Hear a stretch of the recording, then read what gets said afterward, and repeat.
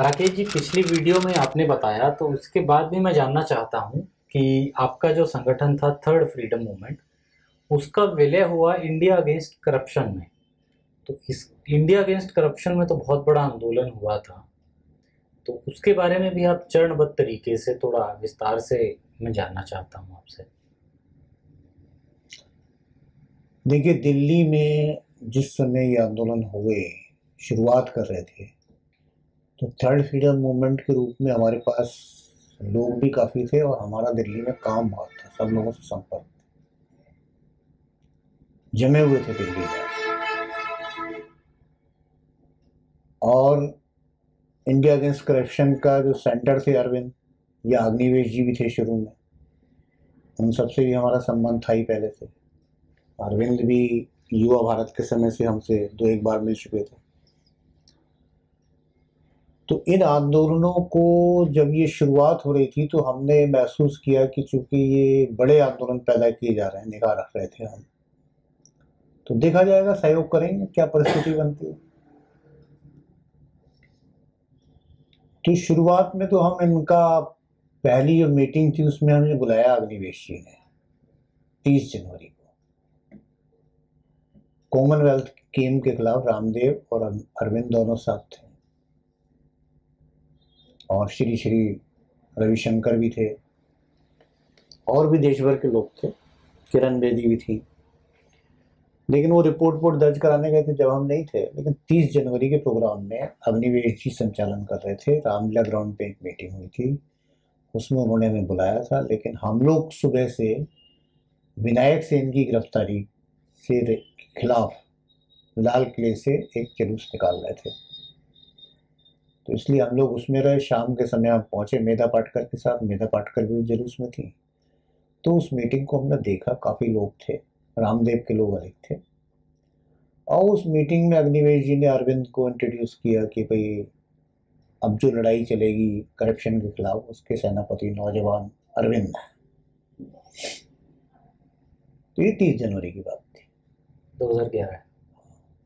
इसके बाद जो इनकी मीटिंग हुई, इन्होंने धरना देने का एक प्रोग्राम बनाया रामदेव से अलग, जंतर मंतर पे।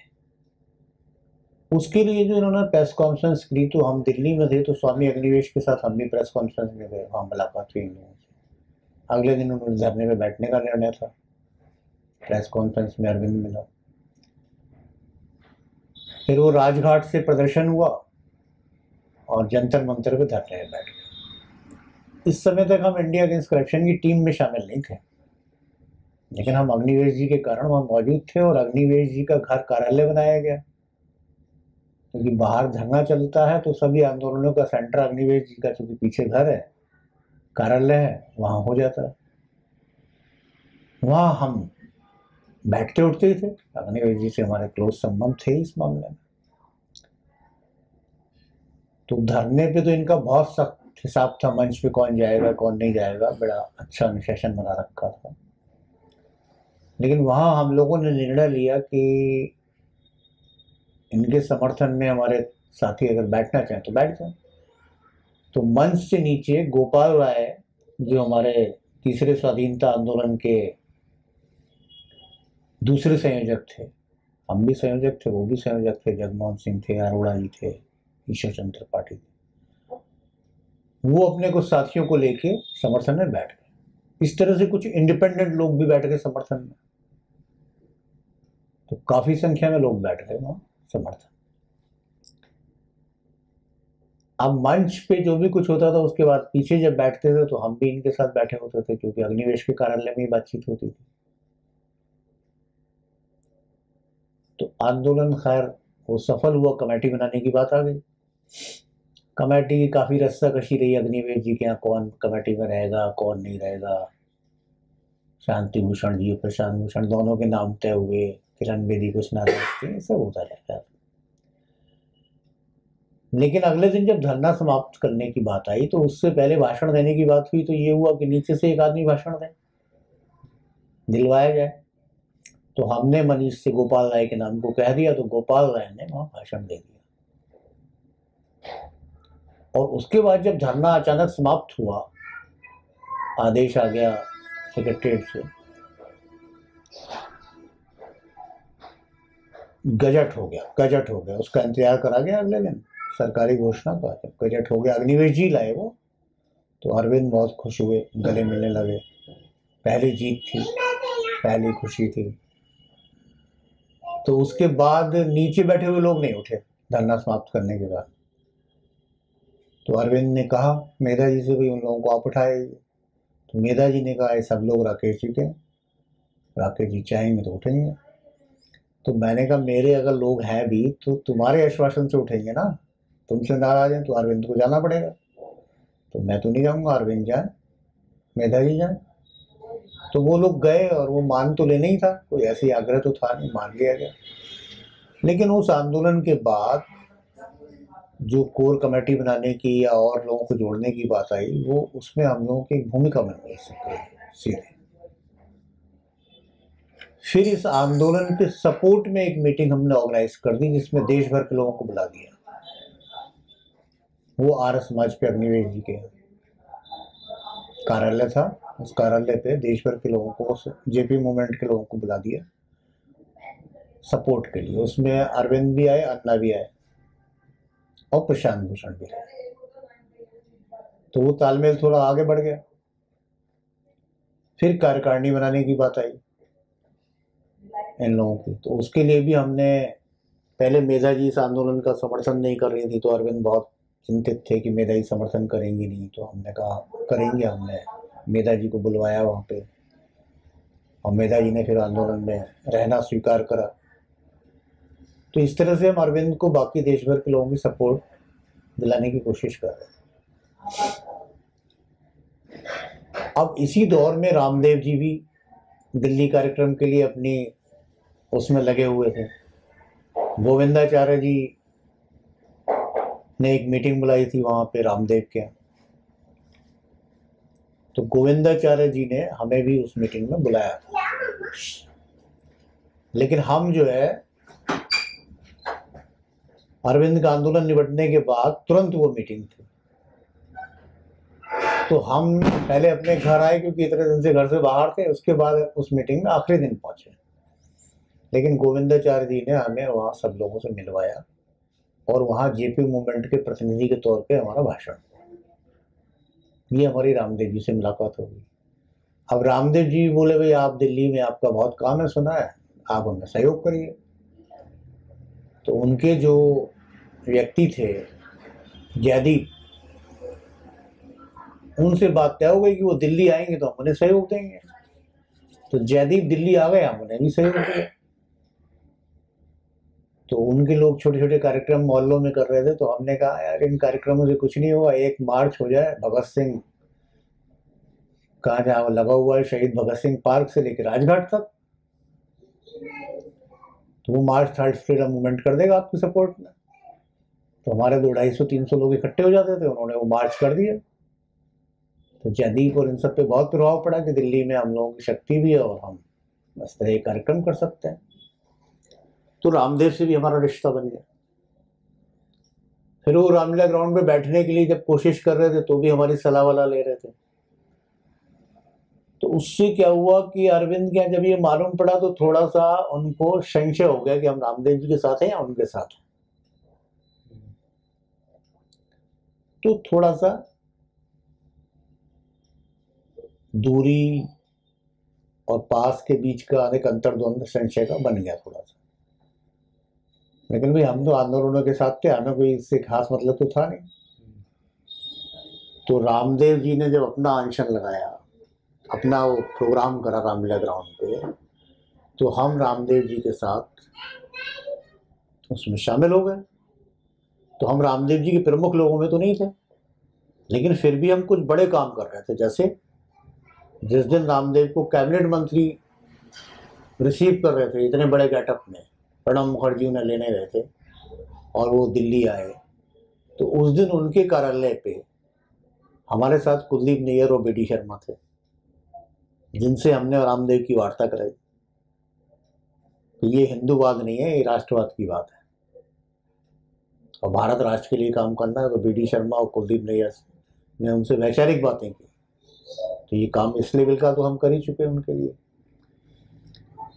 तो इसलिए वहाँ हमारी बहुत महत्वपूर्ण भूमिका नहीं थी उसमें, लेकिन इतनी भूमिका जरूर थी कि एक कैंप में हम भी बैठे हुए थे, हमारे साथी आ जा रहे थे, उनको कैंप में घूमने की स्वीकृति थी, माने जा रहे थे, इतना था, कई साथी इकट्ठे थे। दिल्ली में एक स्पेशल मकान भी हमने ले लिया था किराए पे कि वहाँ लोग रुक जाएंगे। तो उस दिन रात में जब पुलिस की गतिविधियां बढ़ने लगी और संदिग्ध लगी हमें, तो हम लोगों ने निर्णय करा, वहाँ गोपाल आए तो सो भी गए थे वहाँ पे कैंप में, और अक्षय भी थे हमारे साथी, कई लोग थे। तो हमने निर्णय करा कि अब रात में यहाँ रुको मत, कुछ हो सकता है। लेकिन हमारी इतनी पहुंच नहीं थी कि हम रामदेव को समझा देते कि भाई कुछ होने वाला है, हटो। तो हमने वहां से चले गए।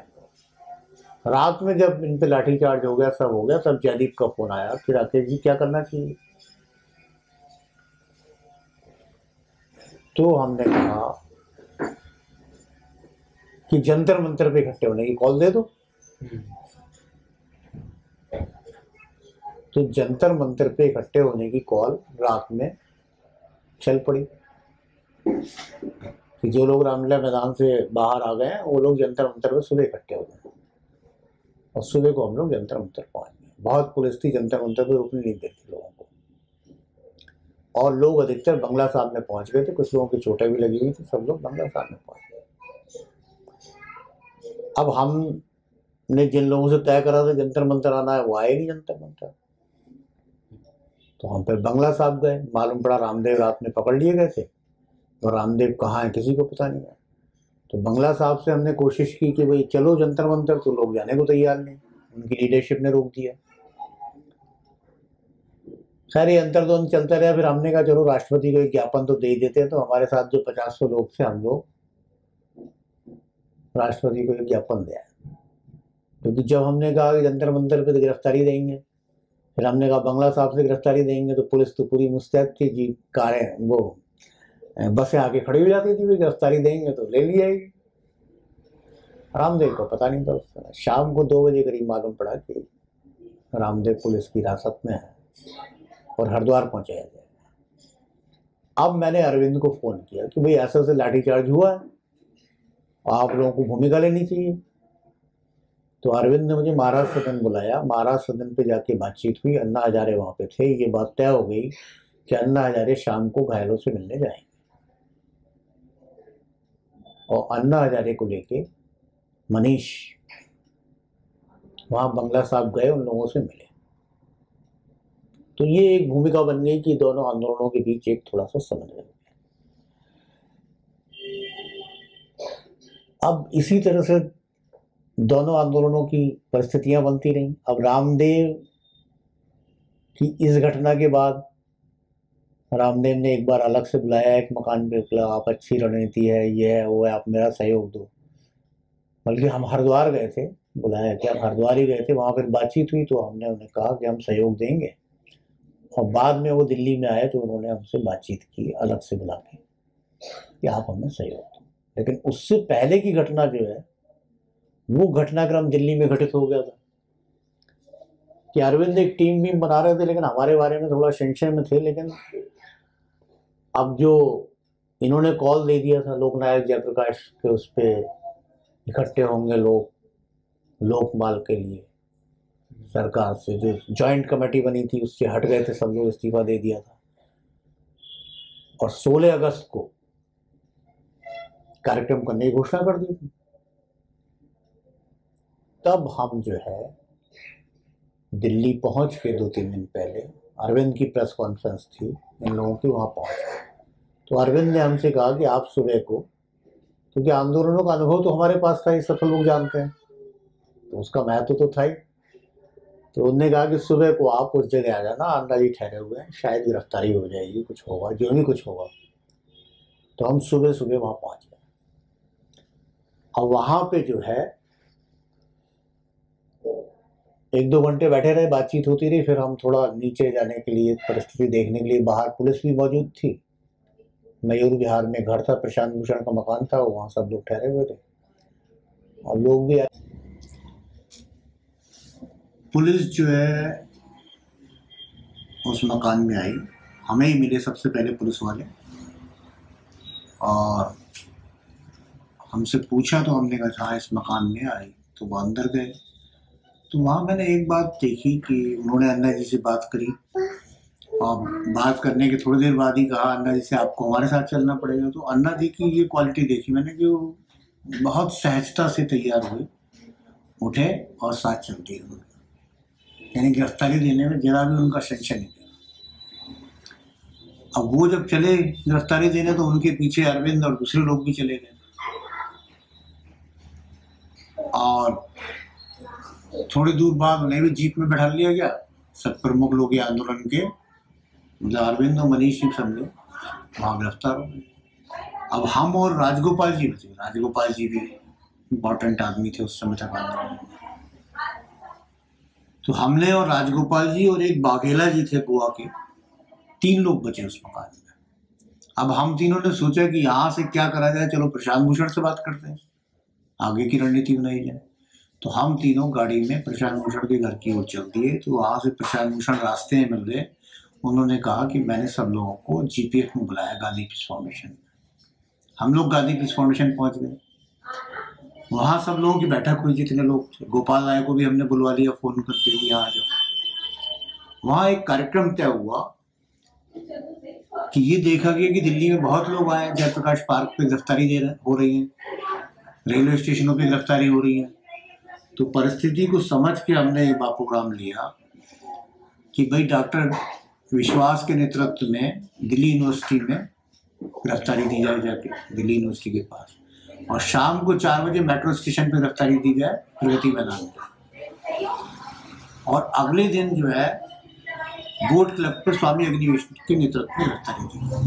3 कार्यक्रम वहाँ प्रेस से घोषित कर दिए बाद में, मीटिंग के बाद प्रेस कॉन्फ्रेंस। उसके बाद विश्वास वहाँ से चले गए दिल्ली यूनिवर्सिटी, और वहाँ जो मोबिलाइजेशन करा तो वहाँ इतनी गिरफ्तारी हो गई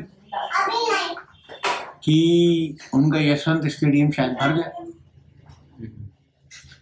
फिर हम लोग जो है शाम की गिरफ्तारी में, जो मैं राजा बुंदेला के नेतृत्व में देनी थी, राजा बुंदेला भी उस समय मेरे साथ रहते थे, टीचरों में काम कर चुके थे, तो उनका भी थोड़ा वैल्यू थी। तो राजा बुंदेला के नेतृत्व में गिरफ्तारी देने की जो योजना थी, हम उसकी तैयारी में लगे।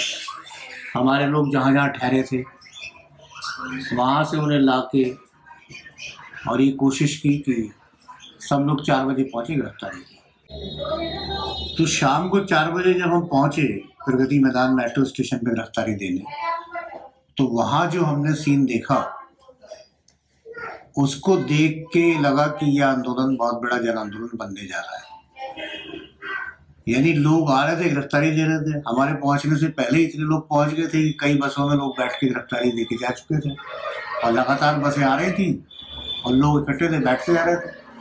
तो राजा बुंदेला के नेतृत्व करने की बात ही नहीं है। राजा बुंदेला गए, एक बस में उन्हें बैठा दिए, बस के साथ चल दिए। अब इन सारे गिरफ्तार लोगों को रखने की दिल्ली के अंदर जगह ना मान के, जो बवाना अवाना में बड़ा स्टेडियम कोई है वहाँ ले जाने की बात हो रही, बसें वहाँ चलती। अब रात में 9-10 बजे तक इंतजार होता रहा, तो उसका रात में एक कैलकुलेशन सरकार ने कर लिया होगा कि बहुत लोग गिरफ्तारी दे रहे हैं, क्योंकि रेलवे स्टेशन और इधर भी गिरफ्तारी हो रही थी। तो उस कैलकुलेशन के आधार पे रात में उन्हें डाला नहीं गया, छोड़ दिया गया। राजा बुंदेला के साथ जो मेट्रो स्टेशन में गिरफ्तारी हुई थी वो लोग छूट गए, और यशवंत स्टेडियम के लोग भी रात में लेट नाइट छूट गए। फिर सुबह सुबह मालूम पड़ा कि मनीष जेल से बाहर आ गए, जेल के बाहर धरना चल रहा है। तो मेधा पाटकर और हम एक साथी को बुलाया, सुबह 6 बजे वहाँ धरना स्थल पे पहुंचे। और धरना स्थल पे मनीष बैठे थे, लेकिन मनीष काफ़ी देर से संचालन वगैरह कर रहे थे, तो फिर हमें उन्होंने संचालन दिया और मीटिंग चलती रही। धीरे धीरे लोग वहाँ इकट्ठे होते रहे, भीड़ बढ़ती रही। तो उसमें जो है मालूम पड़ा कि अरविंद और अन्ना ने जेल से बाहर आने का इनकार कर दिया। अब वहाँ अग्निवेश जी भी पहुंच गए, सब पहुंच गए, मीटिंग हुई तो अग्निवेश के साथ गिरफ्तारी देनी थी अगले दिन बोट क्लब पे। तो जब हम बोट क्लब पे पहुंचे हैं, स्वामी अग्निवेश के साथ हम जेल से एक ही जीप में बैठ के बोट क्लब पहुंचे और दूसरी कार में बैठ के मेधा पाटकर पहुंचना था। तो जब हम अग्निवेश जी के साथ पहुंचे तो वहां तो बोट क्लब पे लाख आदमी से ऊपर थे। अब कोई मतलब ही नहीं था, लाखों आदमी थे, इधर से उधर जा रहे थे। उधर मेधा जी बोट क्लब की तरफ पहुंची, उन्होंने बताया, तो वहां उन्होंने भाषण वाषण थोड़ा दिया और वहां से बोट क्लब की तरफ आने की। तो इतना बड़ा रैला था कि कोई मतलब नहीं बचा। तो फिर पुलिस वाले आए, स्वामी अग्निवेश जी को जीप में बैठा के ले गए, क्योंकि अग्निवेश जी को तो गिरफ्तार करना था उन्हें, उसमें वहां से हटाना भी था। लेकिन वो रात में 10-11 बजे तक हम वहां रहे, लाखों लोग वहां पे डटे रहे। हम तो घर चले गए, लेकिन देर तक रात में रहे लोग, पटाखेबाजी भी होती रही, बड़ा वो होता रहा। तो एक तरह से उस दिन ये स्थापित हो गया कि ये एक बड़ा जन आंदोलन बन गया। और उसके बाद सरकार ने सरेंडर कर दिया और रामलीला ग्राउंड में अनुमति दे दी और रामलीला ग्राउंड में तैयारियां शुरू हो गई धरने की। वहां आके अन्ना जी अपने उपवास से बैठे। हमने अग्निवेश जी से उनका जो कार्यालय था आसिफ अली रोड पे, वहाँ पे एक कमरा और एक हॉल भी था, रहने लायक कमरा और मीटिंग करने लायक हॉल, वहाँ अपनी रहने की व्यवस्था जुड़वा ली।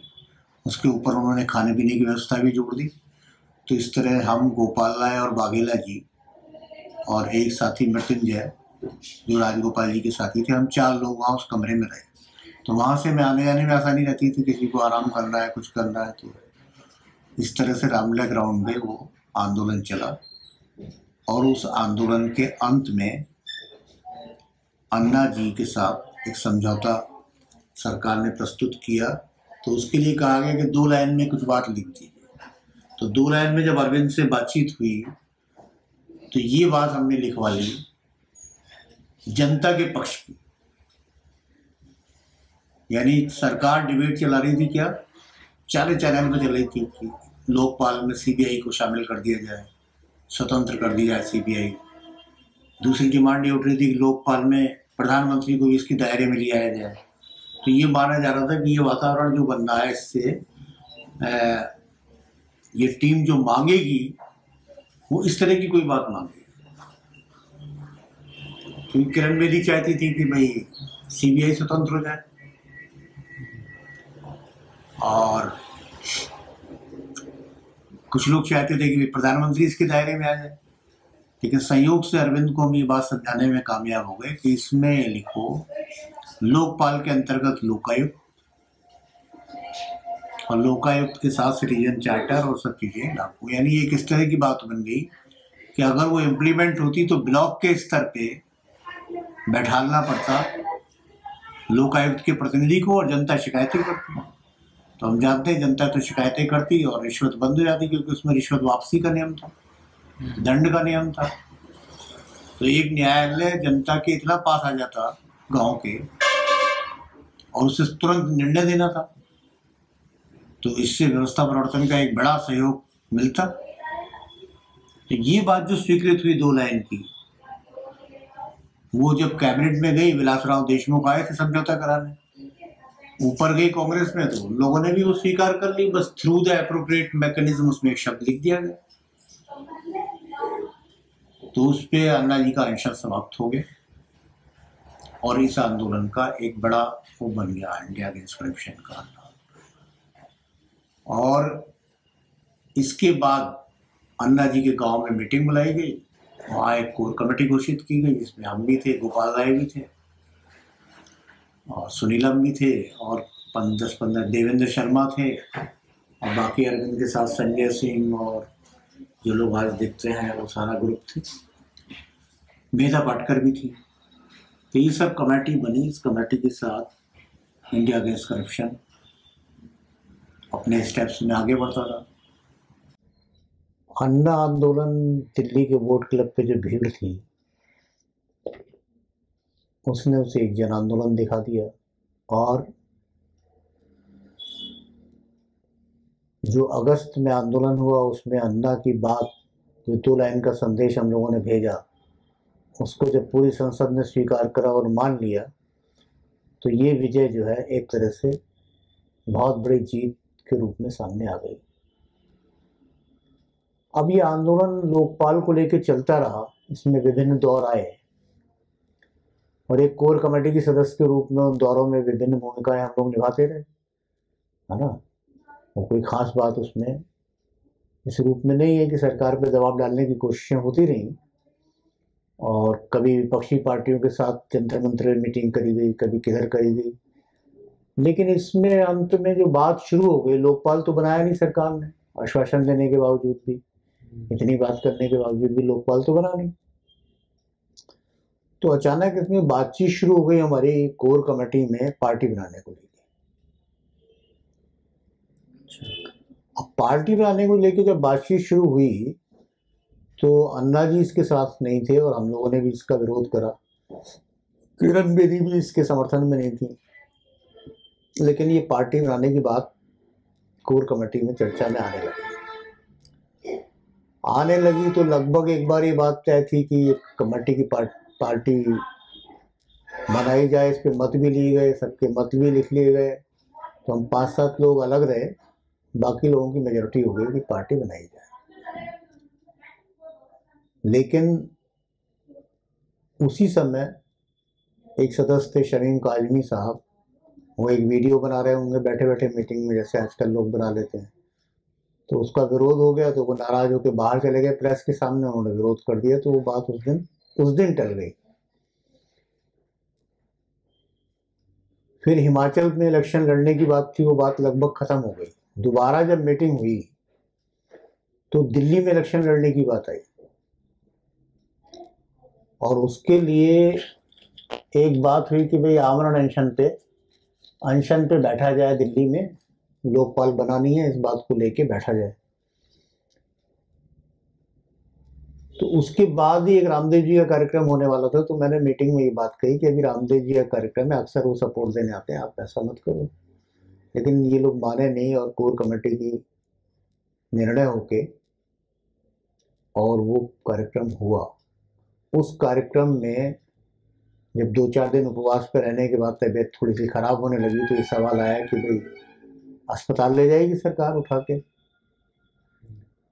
तो उससे पहले ही पार्टी बनाने की कोशिश जो प्रशांत भूषण जी और योगेंद्र यादव कर रहे थे, उसके तहत एक बहुत लोगों के सिग्नेचर करा हुआ लेटर आया कि अब इस तरह से नहीं होगा, पार्टी बना लेनी चाहिए। तो उस दिन पार्टी बनाने की घोषणा मंच पे कर दी गई। हमसे ही बात करी अरविंद ने और मनीष ने, लेकिन हमने कोई रुचि इसमें जाहिर नहीं करी। और लेकिन अन्ना जी कुछ इस तरह से बोले जिससे थोड़ा मैसेज डाइवर्ट सा हो गया, ये लगने लगा कि शायद वो पार्टी बनाने का समर्थन कर रहे हैं। क्यों बोले पता नहीं, लेकिन अन्ना जी ने एक लेटर बांट दिया था उस दिन। उस लेटर को जिन लोगों ने पढ़ा, कार्यकारिणी के रूप में हम लोगों ने पढ़ा मंच पे ही वो लेटर, तो उस लेटर से ये लग रहा था कि अन्ना जी पार्टी बनाते सहमत नहीं है। उसमें गांधी जी का एक लेख छापा गया था और उसमें नाराजगी व्यक्त होती है कि भाई अगर मेरी बात नहीं माननी है तो मुझे लीडर क्यों बनाया। तो बहरहाल उस दिन पार्टी बनाने की घोषणा हो गई और हम लोग पार्टी में शामिल नहीं हुए। तो इस तरह अन्ना आंदोलन खत्म होके आप पार्टी का निर्माण हो गया। उसके बाद 2-4 बार बातचीत हुई अरविंद जी से, अरविंद जी ने कोशिश भी की, लेकिन कोई निर्णय हमने पार्टी के संबंध में लिया नहीं। मतलब हमारी अंदर से ये अनुभूति नहीं हुई कि पार्टी में जाया जाए और इससे कोई व्यवस्था परिवर्तन का काम होगा, क्योंकि हमारा जो ऑब्जेक्ट था वो व्यवस्था परिवर्तन में था। ऐसी रामदेव जी की घटना पे रामदेव जी से संबंध हुआ। रामदेव जी ने हरिद्वार में 2-4 कमरे हम लोगों को दिए, व्यवस्था दी, गाड़ियां दी घूमने फिरने के लिए। और दिल्ली में वो चाहते थे कि जब उनका 1 साल हो जून को, तो दिल्ली में बड़ा कार्यक्रम हो। तो दिल्ली में उस बड़े कार्यक्रम के आयोजन के लिए प्रमुख भूमिका हमने निभाई। तो वो भूमिका निभाने में दिल्ली में वो कार्यक्रम बड़ा संपन्न हो गया। और संपन्न हो गया कार्यक्रम काफ़ी अच्छा खासा। तो एक तरह से उनकी ये संतुष्टि हो गई कि वो दोबारा दिल्ली आ गए, और जंतर मंतर पे काफ़ी बड़ी भीड़ थी। तो काफ़ी भीड़ होने के बाद ना वो कार्यक्रम सफल माना गया, और रामदेव जी सहज हो गए और अपने दूसरे कार्यक्रम और दूसरे आंदोलन में लगे रहे। उसमें दो चार काम उन्होंने अच्छे करे थे। जैसे छत्तीसगढ़ में उनका एक यात्रा करने का प्रोग्राम बना, तो छत्तीसगढ़ से शुरू होनी थी, तो हमने कहा जनाब लाल ठाकुर जी के वहाँ से शुरू करी जाए। यहाँ शंकर गुहा योगी ने अपनी शहादत दी है, तो रामदेव जी हमारे साथ वहाँ चले गए।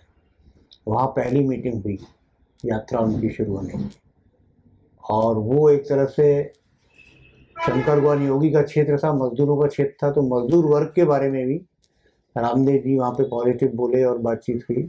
अच्छा कार्यक्रम वहाँ संपन्न हुआ।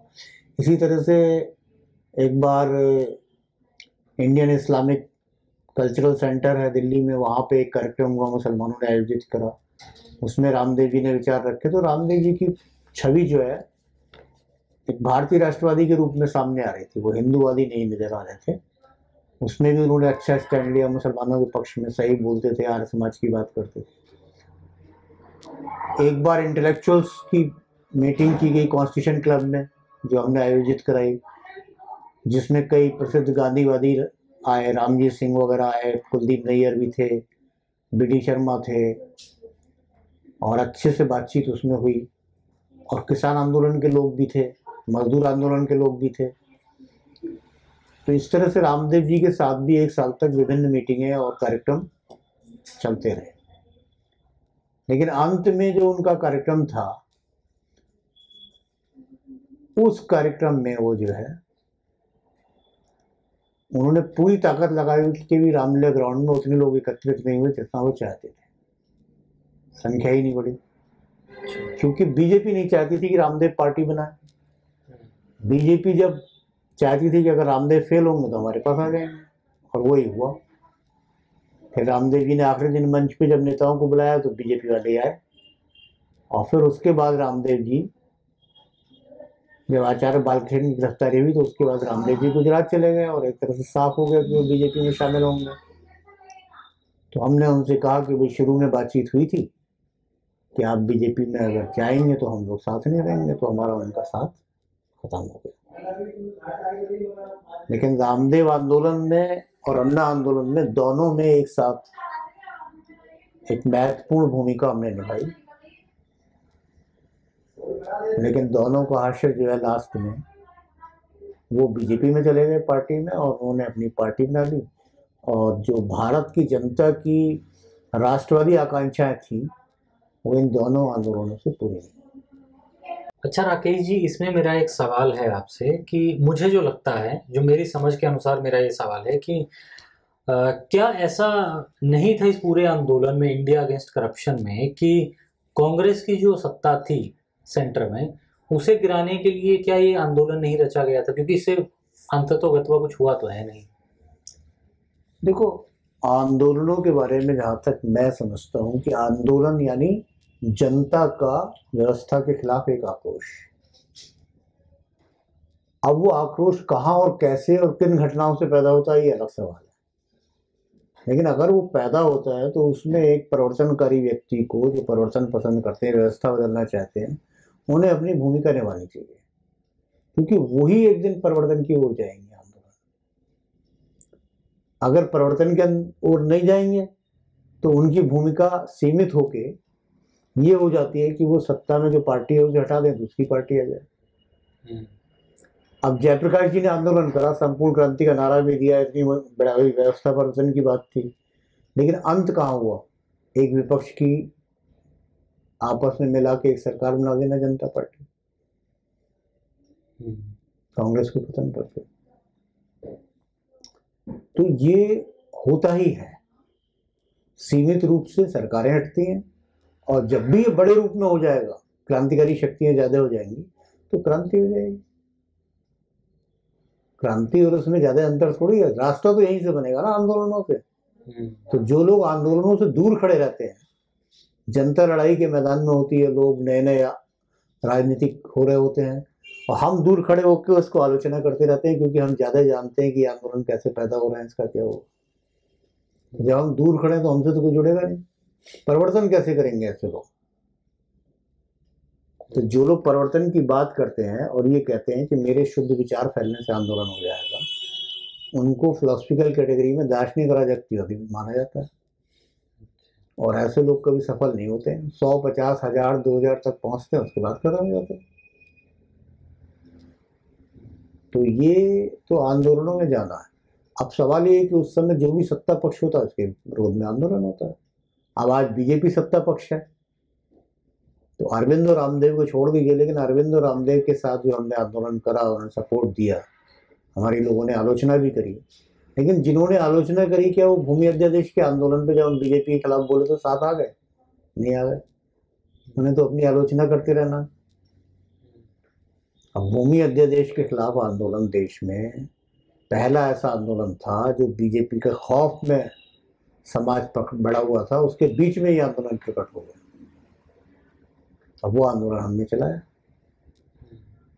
और अन्ना जी को भी उसमें लाया गया, सारी पार्टियां भी जुड़ी। ये सारे किसान संगठन जो आज आंदोलनों में दिखते हैं, ये सारे किसान संगठन भूमि अध्यादेश में जोड़े गए, पुराने संगठन, इनकी आपस में समीपता बनी।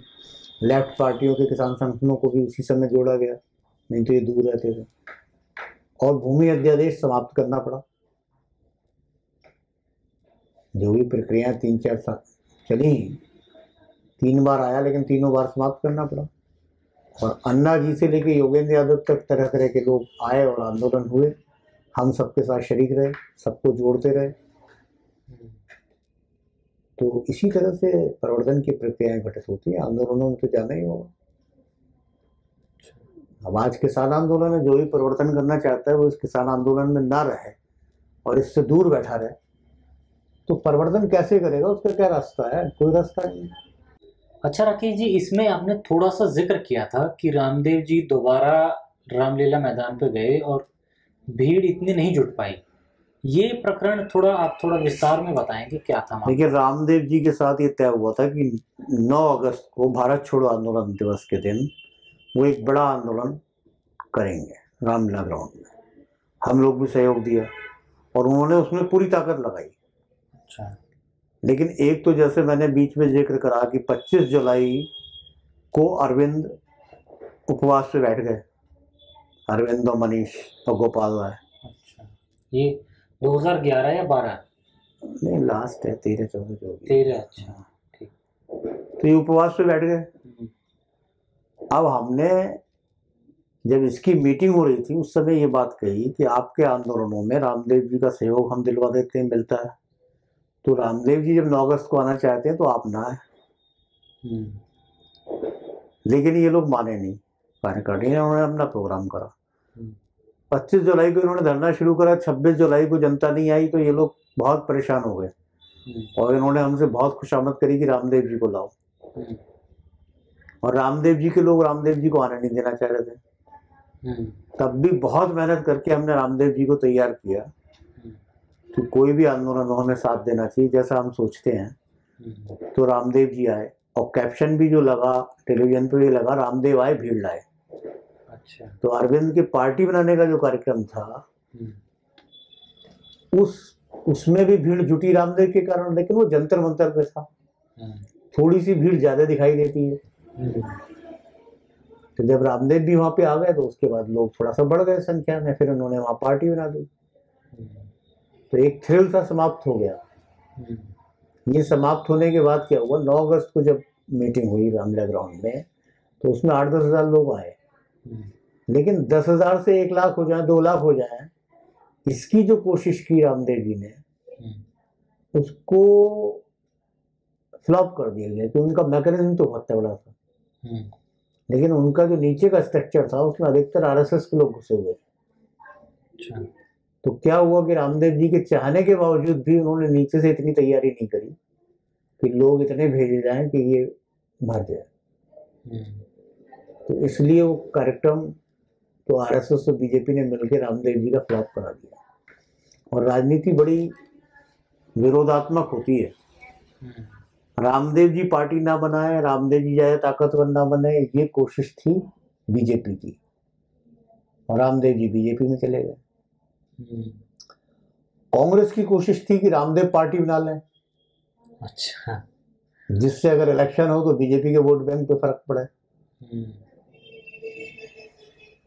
और बीजेपी की कोशिश थी कि कांग्रेस के लिए अगर जरूरत पड़े तो ये लोग पार्टी बना लें, अरविंद वगैरह।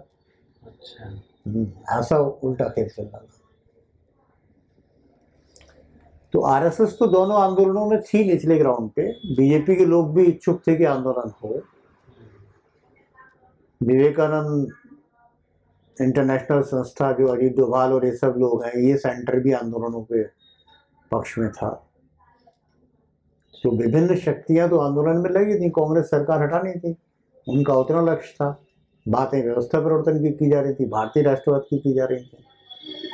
तो इसी में अगर भारतीय राष्ट्रवाद की धारा आगे बढ़ जाती तो आगे चैलेंज होता, नहीं बढ़ी तो फिर भी क्या हुआ, भूमि अध्यादेश का आंदोलन हुआ, बीजेपी चैलेंज है आज, अब नया वो बनेगा। तो बड़ा समय लग जाता है, लेकिन चीजें तो उस ओर बढ़ जाती है।